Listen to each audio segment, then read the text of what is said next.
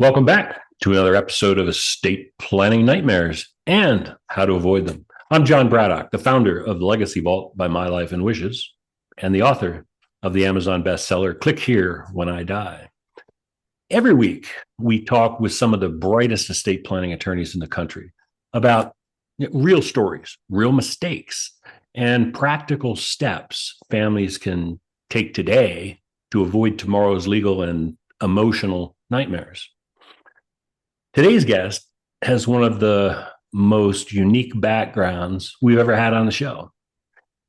Kate Tanner is a retired lieutenant commander who served in the U.S. Navy Judge Advocate General's Corps for 10 years, stationed in Bremerton, Washington, Yokosuka, if I pronounce that right, Japan, and in Washington, D.C.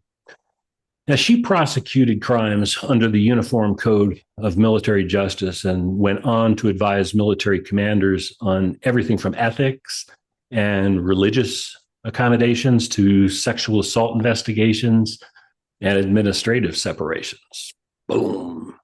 After years of helping service members navigate the legal fallout of their worst days, she sought a way to use the law to prevent problems before they happened.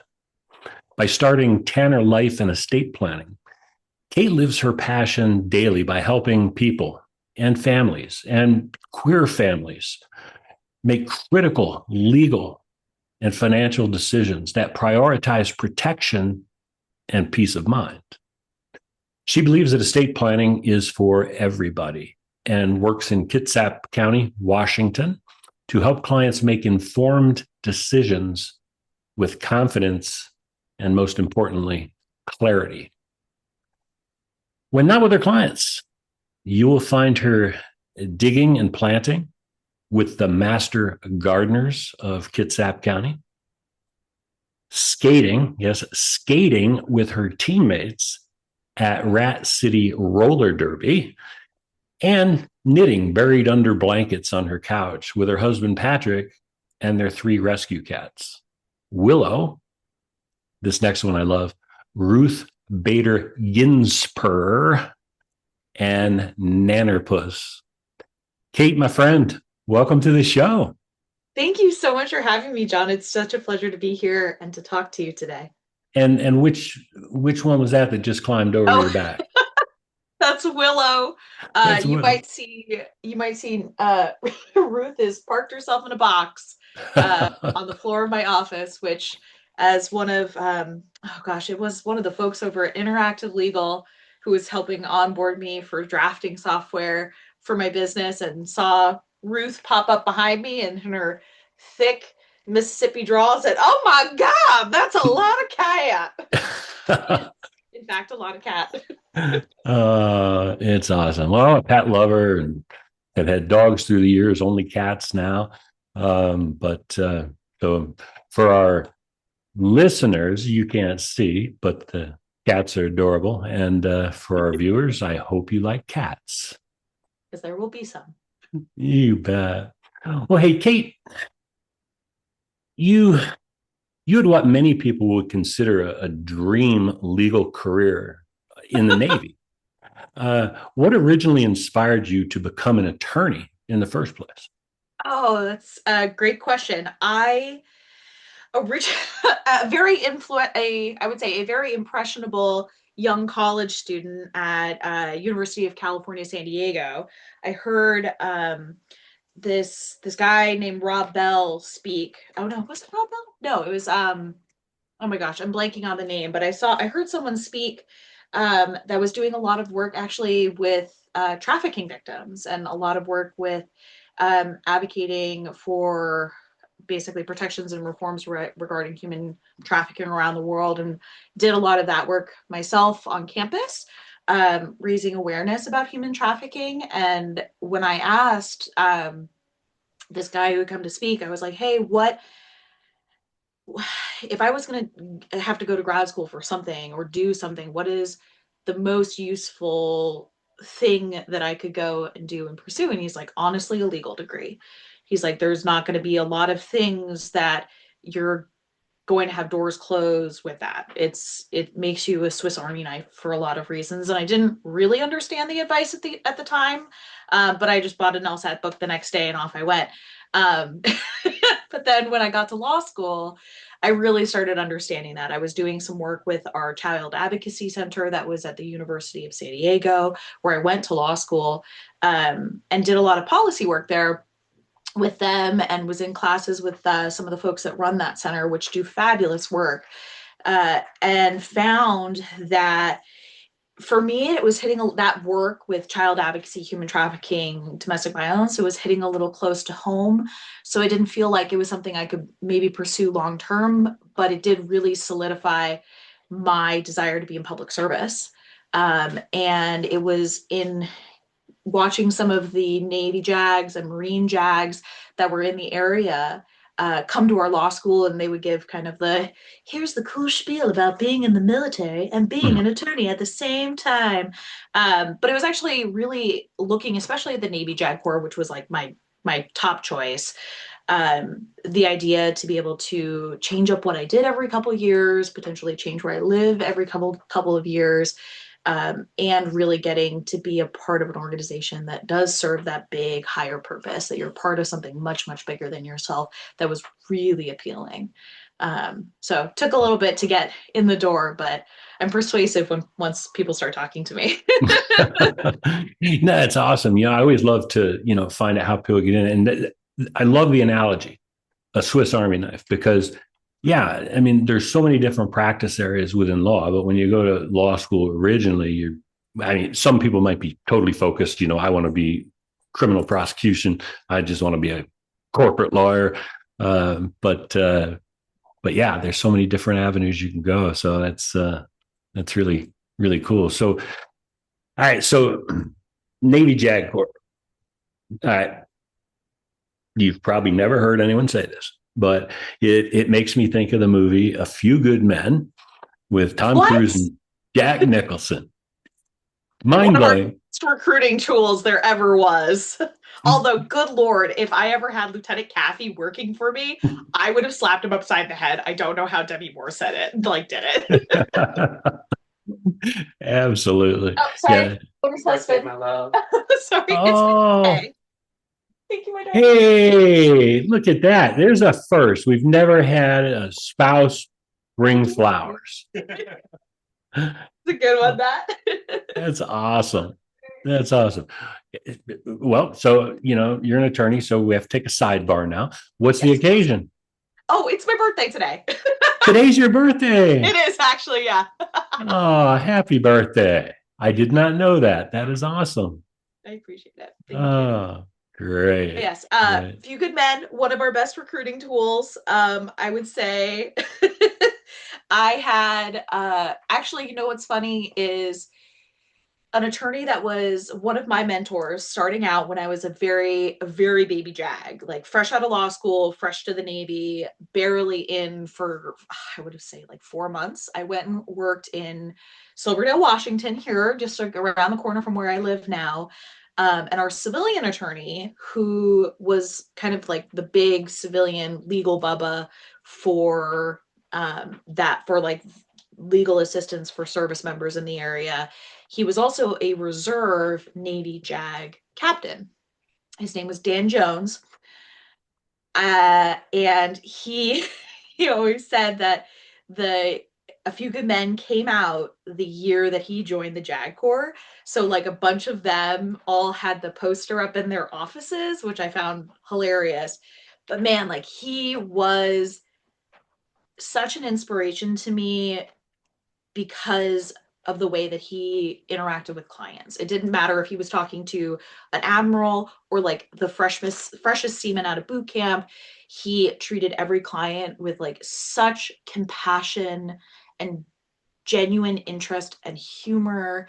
And that to this day inspired me. And he was the one that when I knew I was going to be medically retired from the Navy, and was thinking about maybe doing estate planning, he was the one that I went and talked to who encouraged me. And I think it's because he could see the real tangible effect that his work had on the lives of sailors, retirees, veterans, and that really to this day really inspired me. He's now like retired in the hills of Indiana, like living his best post Navy life as like a multi-retired civil servant and retired Navy JAG captain now. So, but I Uh, still think about him every day when I'm working. yeah, I mean, those who were blessed to have good people and good mentors early on, uh, game changing, It is game changing. So now you served all over the world, right? So true. was there one assignment that had the biggest impact on you?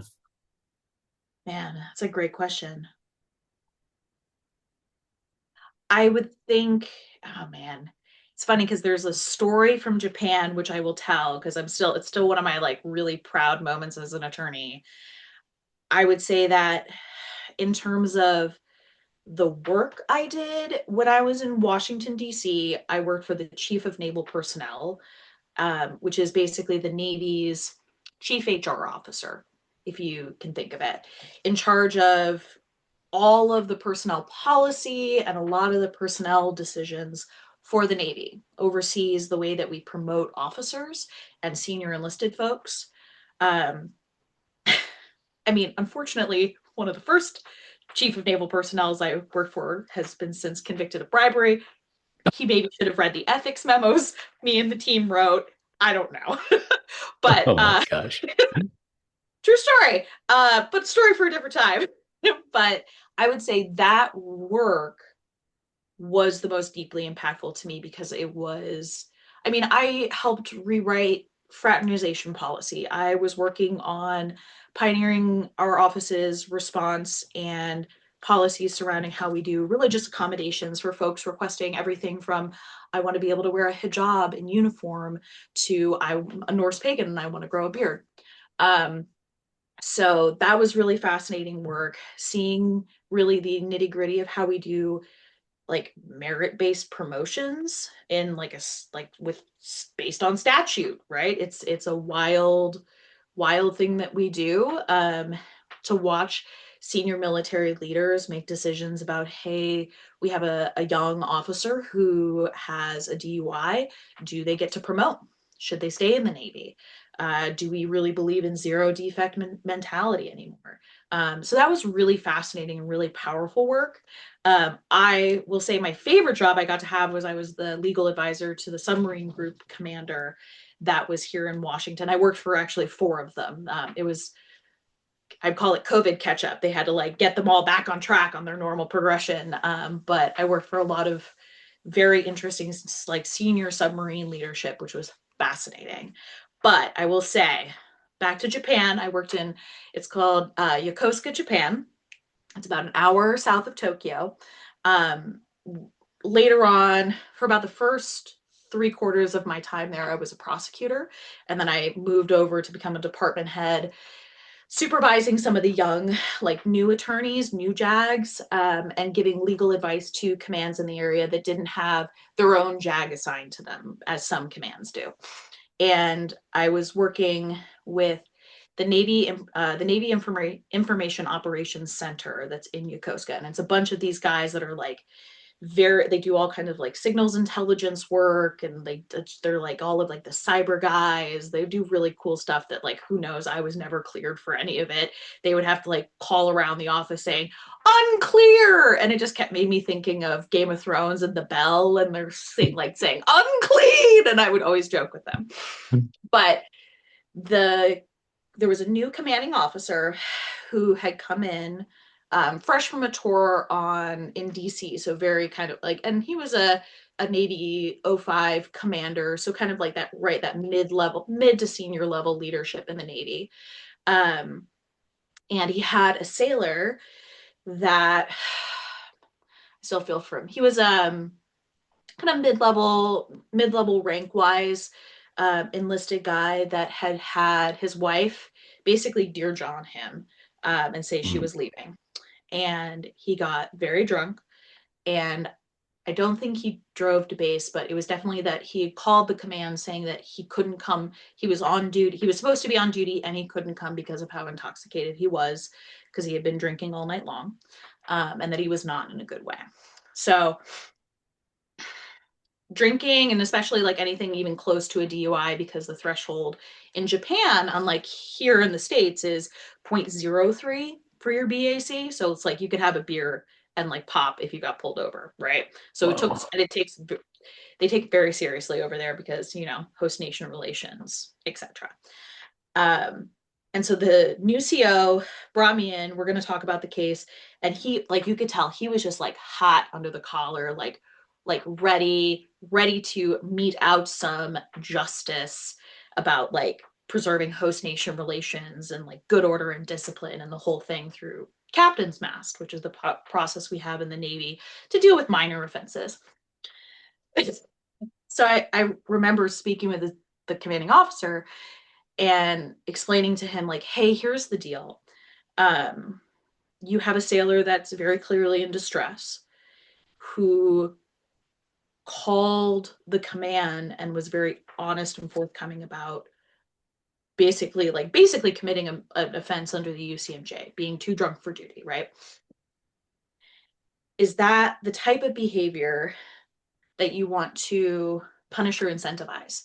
If you have a sailor that's in trouble and they're in a foreign nation and they actually call their command and they're honest and they ask for help, is that the type of behavior that you want to incentivize? That's, if I was a Navy, if I was in your position, that's how I would feel. And he looked me dead in the eye and he's like, I hate you, Jag. I was like, well, if I made your job easy, I wouldn't be doing my job.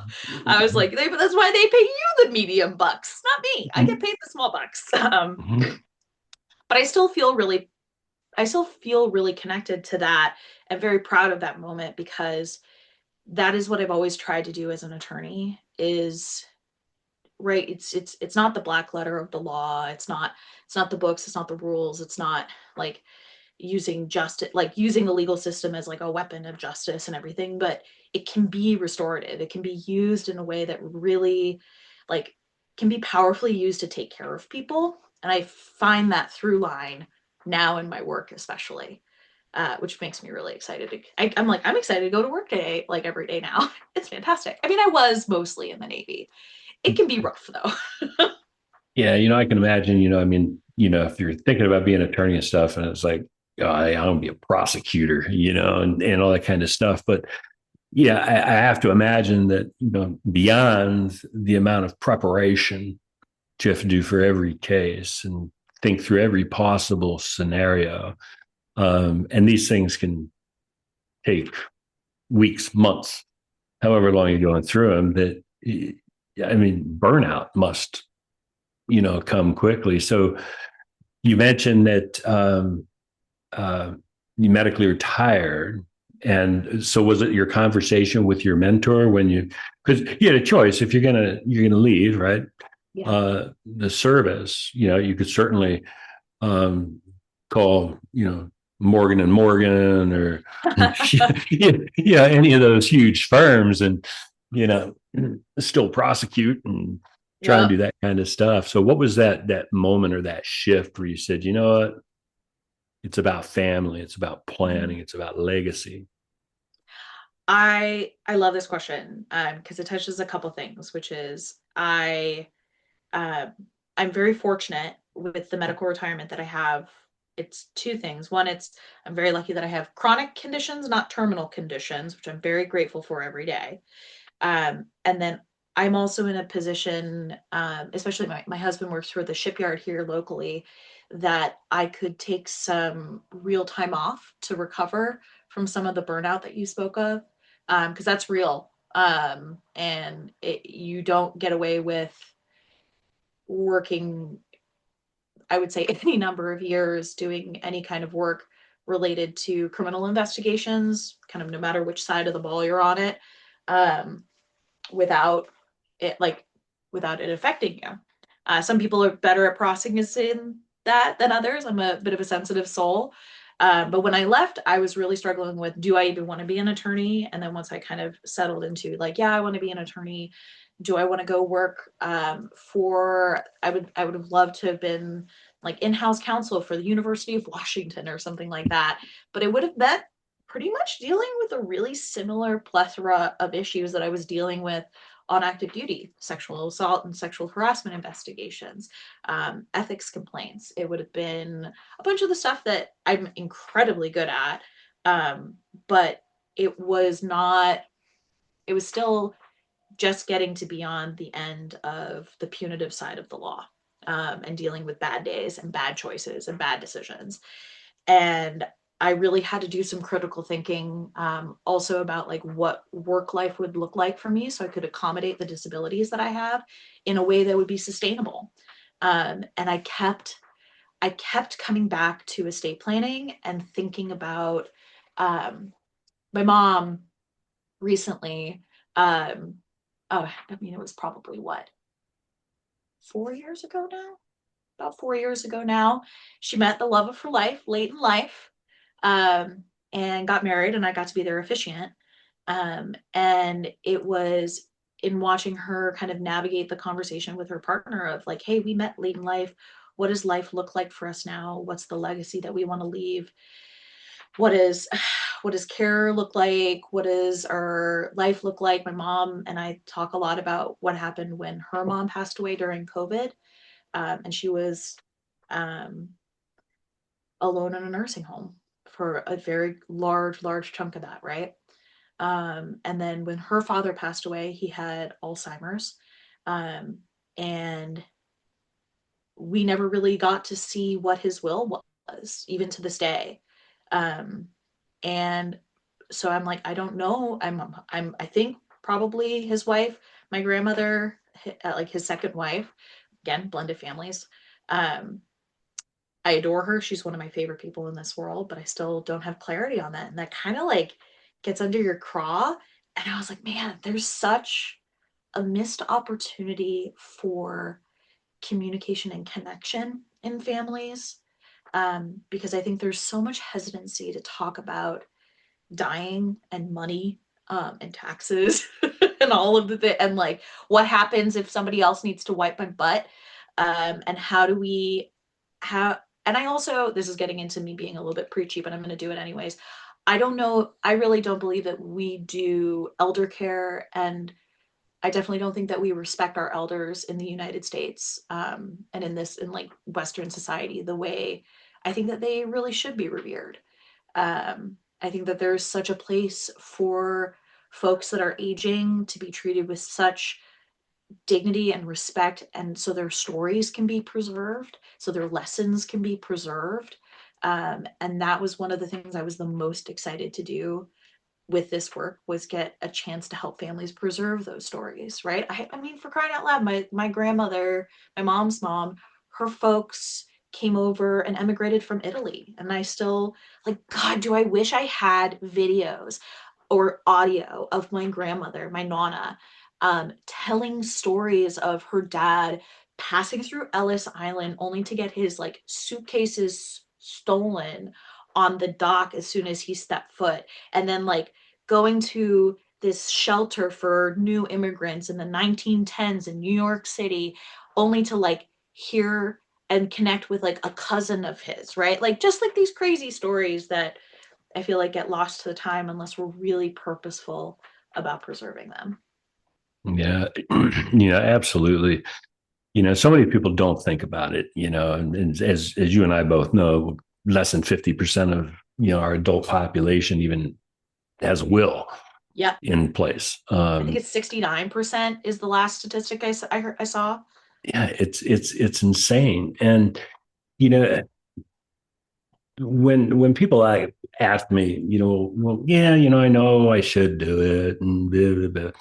Yeah, to give a motivation, I usually just say, sit with this question for a minute.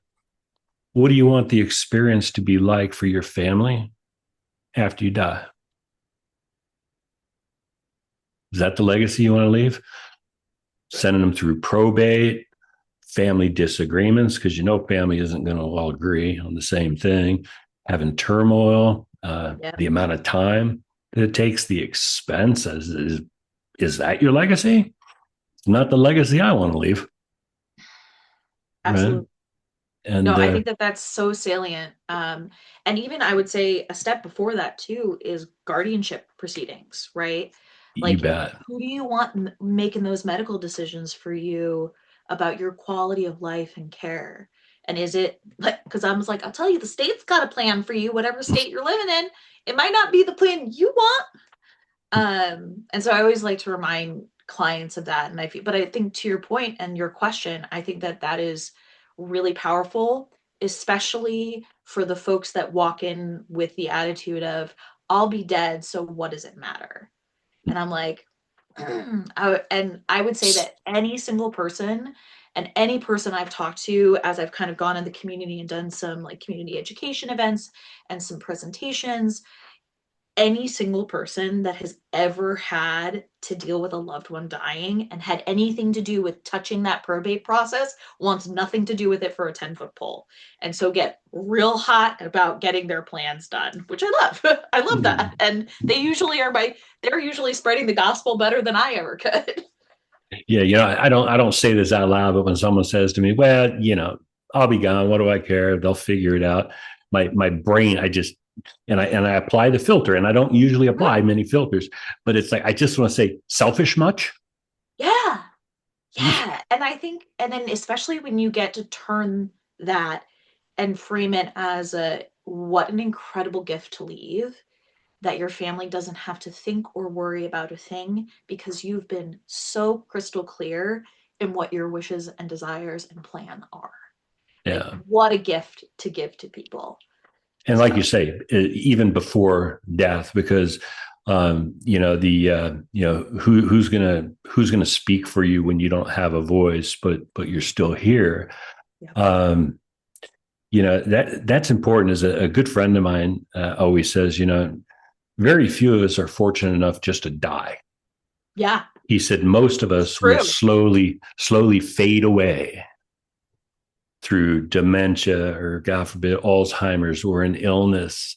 And yeah, so those are just critically important to have. Can't overemphasize it Devastating. enough. No, it was interesting. Um I had a discussion with a client recently that it was interesting in Washington State, and I obviously am a Washington barred attorney. I can only speak to the state laws of Washington. Um, but for us, it's been an interesting push, and I think a really good push to make advanced care directives specific for dementia and Alzheimer's, because Alzheimer's and dementia diagnoses are like very rarely categorized as terminal illnesses for the way that the state and then hospitals accordingly here deal with end of life care. So that advanced care directive that you would have that says, hey, no artificial food, nutrition, like food or hydration. I don't want to be on a ventilator, et cetera, et cetera. Like that's all well and good, but like there's can be a very long, protracted, like withering process that happens with dementias. I have two grandparents that went through it, and it was rough, and it was long, and to be able, I think, to have clear instructions while they're lucid or while I was lucid, to then to be able to give that to the people responsible for my care of, if I get dementia, if I get Alzheimer's, this is how I want that care to look. Like I'm going to be pushing that for every client I have now because I think it's a piece of the puzzle that I didn't even realize was kind of missing before. But that was something I was just kind of going down a research rabbit hole on just this past week. No, I think that's brilliant, because so often, it's about documents and making sure we have everything in place and, which state basically who gets what and how they get it and those kind of things. But, um, you know, the advanced directives and all that stuff on the front end, like you say, before we get to that point where anyone's getting anything, Yep. what do you want it to be like for you? And to be able to say, out what kind of elder care do you want? And you know, if it's dementia, what do you think you're gonna want? You might not Yeah. remember, but um, it's interesting. So, like on your website, you say a couple things that I love. One is protect what matters most, because that's a saying that I say frequently. Mm-hmm. And and estate planning is for everyone. So, why do you think so many people still believe estate planning it's only for wealthy families? Oh man. I think it I think it's a couple things. I think I think for a really long time it was anytime you ever heard about estate planning, it would be the reading of a will that's in a movie, right? And like it's I think of God, what is it? It's not it's is it Knives Out? Um Oh yeah, Knives Out. yeah, Yeah, Knives Out, and one right, of it is the the reading of the will and the whole thing. And it's we the only times I think we see culturally estate planning come alive is usually in the context of movies and media where it's a big estate. It's the big house, it's lots of money, it's a trust, it's like lots of whatever. And the fact of the matter is that it touches everybody's lives, but they don't know it because unless you've had to deal with it personally, there isn't a reason for you to know, which is why I personally believe in community education. Like I believe it is the prerogative and the responsibility of state planning attorneys wherever they are to be community educators, like regardless of whether it's driving clients into your door or not. Like I think that that is incredibly important because all it does is then help pull families out of crisis, whether it's they're dealing with grief and somebody just died and what do I do, or it's a hey, I have a clear plan for if I was ever in a car accident and my kid needs to go into the care of somebody else besides myself or my spouse. Here are the instructions on how to do that. Here's the life insurance funded trust to be able to do that. I also think that that's a big piece of it is people think that, well, I rent and I have like a retirement account that I'm putting money into, or if it's like somebody like me in their 30s, like I don't have a ton of assets, like why does it matter? And especially if you have minor kids, like that's when I feel like it's incredibly important to talk about life insurance and the ways that all of these kind of connect to who you want to raise your children may not be in the financial might not be the ones to like provide financially for them, but I would trust them to raise them according to my values. So then it's my job to make sure that financially they're set to be able to do that. So it's all these different things. But yeah, I think it's just honestly, I think people just don't know what they don't know. And that all of our frames of reference are really based on on like portrayals of wealthy families. And the fact of the matter is that it's it's for everybody. And I don't know, like if I'm like, trust me, the state's got a plan for you. I said it before, the state's got a plan for you if you right. don't. So like, how good are you with that? It's so true. I think a lot of people, and maybe a lot of younger people, when they hear the word trust, they think of, oh man, I remember being in college. That one Mm-hmm. pukey kid, he was a trust fund baby, man. He's Yep. going to college, but he's never going to have to work. Well, yeah, there are some cases that trust can turn into that for the Absolutely. uber wealthy, and they can pass them down. Um, but what I think a lot of people miss out on, it's like, okay, I have a will, I'm all set. And for the most part, a will is better than having the state decide, Well, but thousand it percent. it still has to be probated. So, and that process can take 6 months to 2 years, depending on what it is, and there's a lot of expense to it. Whereas uh, the trust, my terms, this is not a legal term because I'm not a lawyer, but having a trust is like will on steroids, right? Yeah. It it effectively eliminates probate so Mm-hmm. that assets can transfer much more quickly. You don't have to go to probate, and it is private because a will Yes. is a public instrument that anyone can find a copy of. You can find Jackie Onassis Kennedy's will, like Yeah, online. yeah. So So I love that you brought that up because that's always a point that I bring up with folks. And some people, I would say some clients feels more strongly than others about about probate being a public process and how comfortable they are with that. Some folks that some folks are really concerned with the privacy of it, and that's valid. And so a trust can be a really effective tool to help alleviate those concerns about privacy. And then one of my favorite things about trusts in particular is that they can be an incredibly powerful financial teaching tool.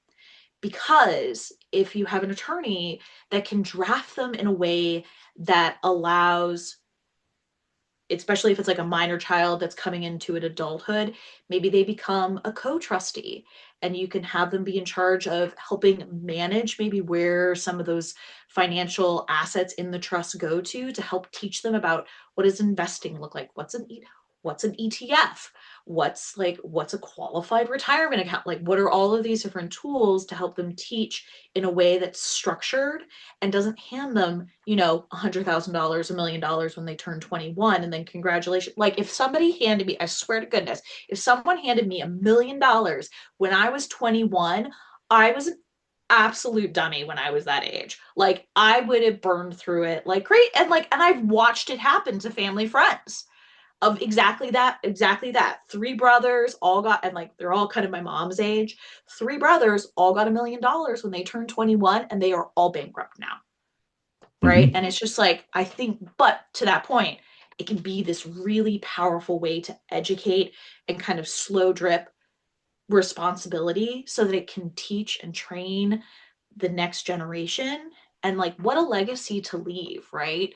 To be able to like help people get an education if they want to get an education, if they want to go to an apprenticeship, to be able to help fund that through a trust, but then to help be able to teach them financial literacy, which is so powerful.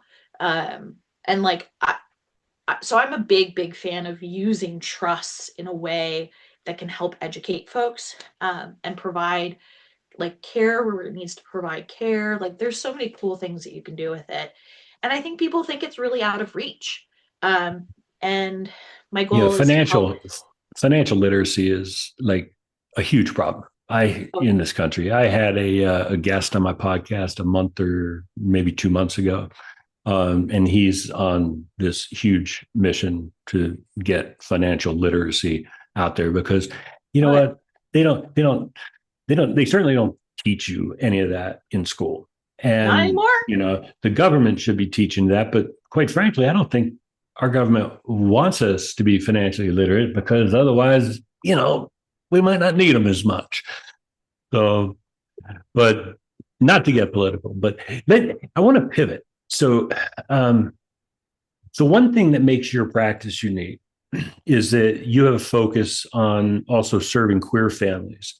Can you tell us why that became important to you, and are there planning issues or concerns that the LGBTQ plus families face that many of us don't realize? Yeah, absolutely. Um, Man, this is something that it hits home for me. My mom and her wife are married in Florida.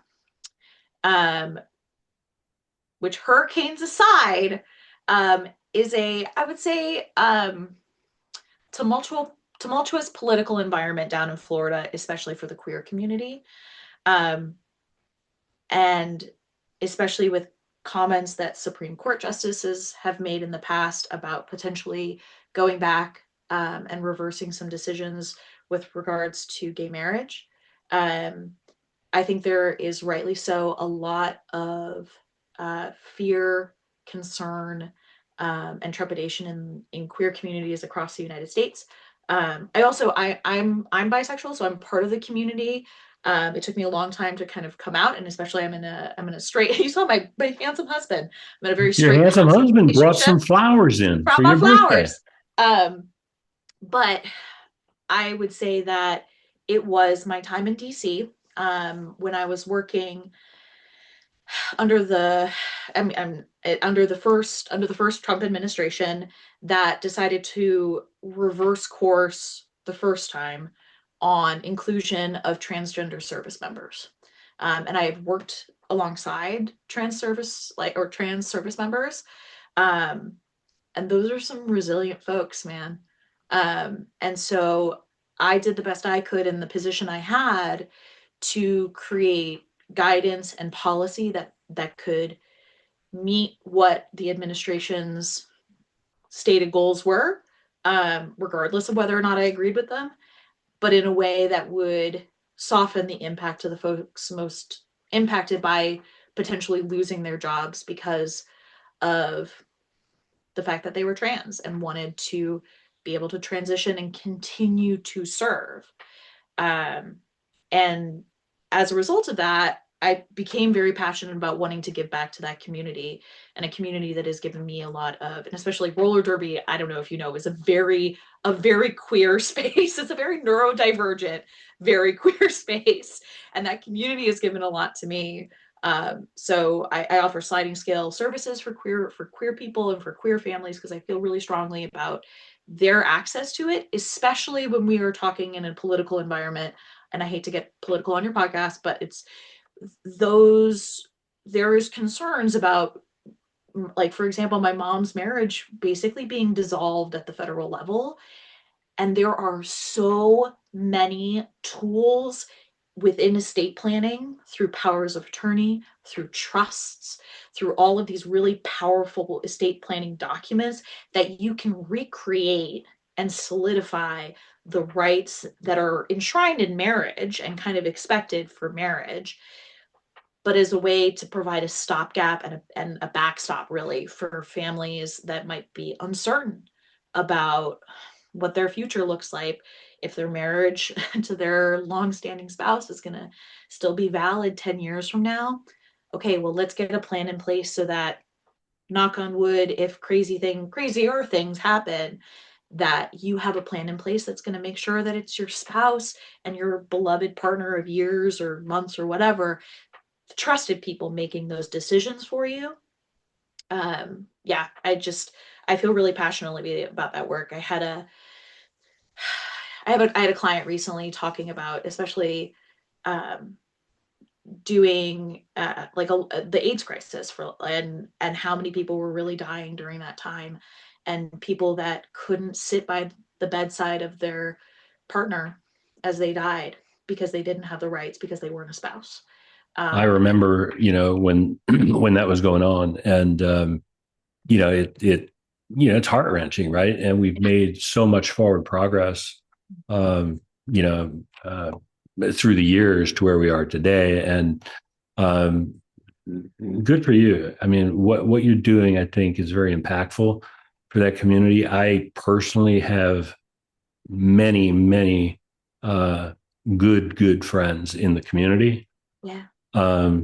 Married with their life partners, and I can only imagine if someone came in and said they were dissolving Michelle in my marriage, Yep. right? Mm-hmm. So, um, all right. So just a couple more questions, and I know I'm going to let you go because you are busy. Um, I always call this my lightning round. Okay, Love so it. coffee or tea? Coffee. All right, yeah, go. Favorite place you were stationed? Ooh, I would actually here, beautiful Pacific Northwest. I came back and stayed. I love it. Best thing about roller derby, I have to ask. Oh my God, it's a legal way to get out all of my pent up aggression. Hit your friends legally. Oh, I never looked at it like that. I love that. That's how I told the people, the submariners I worked with, who were very intense, very engineering types. I was like, that's how I don't punch you guys in the face, is I go and I hit my friends. Oh, I love that. Yeah, I always thought it'd have been really cool to be a submariner, um, but I like to sleep with the window open. Yeah, not an option. Yeah. Uh, hey, Kate, uh, for our listeners today, especially those who are in your area, but anywhere, if there are, maybe they have a question, about planning in their community, right? How can people learn more or reach out to you? Oh, absolutely. I love doing free consults. It's one of my favorite things, is just a chance to talk and educate with people. If folks are in Washington State, you can go to tannerestateplanning.com. And if you're on Instagram, my Instagram handle is Tanner underscore ESQ for Esquire. Additionally, I always love giving a plug to um, your local law schools usually do clinics and have a bunch of really great resources and are a great place to start if you're looking for maybe some ways to educate yourself. One of my personal favorites in Washington State is WashingtonLawHelp.org. They do and produce a bunch of really fabulous education materials, resources to kind of do your own powers of attorney. My general PSA is, hey, like I always love get in with an attorney that will give free consultations so you can kind of assess and see, is a DIY plan going to work for you, or do you have some stuff that's in your life, your family history, your asset profile that means you should talk to somebody with who's gone to law school and suffered through 3 years of nonsense and then a legal practice to help you out. Because I think there's some really great estate planning attorneys working out there. And I think the model is shifting to being really heart centered and about really helping family instead of just churning out documents that sit in a drawer and I turning love into that. plans that actually work. Yeah. Yeah. It's important to provide that clarity and have a plan that actually works when the time comes. Ain't it the Um, truth? and also for our audience, below in the show notes, I will have Kate's website as well as her Instagram in there. So feel free to reach out. This has been super enjoyable. I love your perspective, Oh, what you're thanks, doing, John. what you've seen firsthand, what you've lived through, and now uh, your dedication to the career to helping families. So thanks so much again for joining us today and doing the work that you do. I'm so grateful for the time, John, and for what you're doing to really raise kind of a collective awareness about the role that estate planning can play for every family. It means a lot to me, the work that you do, and really grateful for you and for the time today. Thank you. You're very What a welcome, good and way to thank spend a you. birthday, right? Right, fun. I wish I had known. I would have like put some balloons or something up behind me. Absolutely. That's why I don't tell people. And you, our listeners, thanks again, as always, for joining us. And remember, your life is your legacy. So plan ahead and make it a great day.